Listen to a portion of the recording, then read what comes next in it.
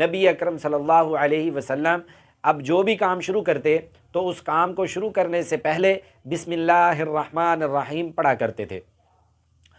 اب اس کی تلقین بھی نبی اکرم صلی اللہ علیہ وسلم نے ارشاد فرمائی کہ کیا تلقین فرمائی؟ اس کی تلقین یہ فرمائی کہ جب بھی کوئی کام شروع کرو، ہر کام کو شروع کرنے سے پہلے بسم اللہ الرحمن الرحیم پڑھ لیا کرو۔ اب بسم اللہ الرحمن الرحیم پڑھنے کن کن موقع پر پڑھنا چاہیے؟ جو بھی موقع ہو، بیت الخلاء سے نکلنا ہے، بیت الخلاء میں داخل ہونا ہے، کھانا کھانے سے پہلے، کھانا کھانے کے بعد، اسی طرح ہی جو بھی نیک کام کرنا ہے، کپڑے پہننے ہیں، جوتا پہننا ہے، گھر میں داخل ہونا ہے، کیا پڑھنا ہے؟ بسم اللہ۔ گھر سے نکلنا ہے، بسم اللہ پڑھ کے نکل جائیں۔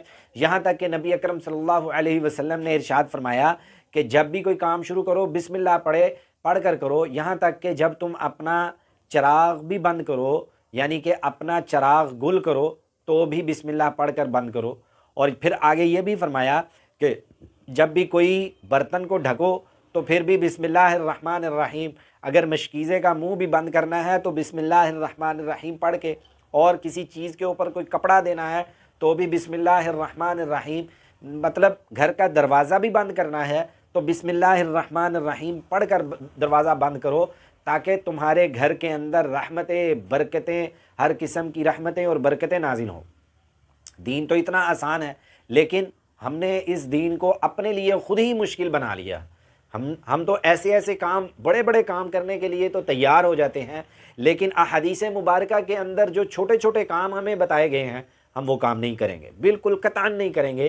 کیوں کہ وہ کام کرنا ہمارے لیے مشکل ہے، اور جو کام غلط ہے، بدعات ہیں، وہ کام کرنا ہمارے لیے بڑے آسان ہو جائیں گے۔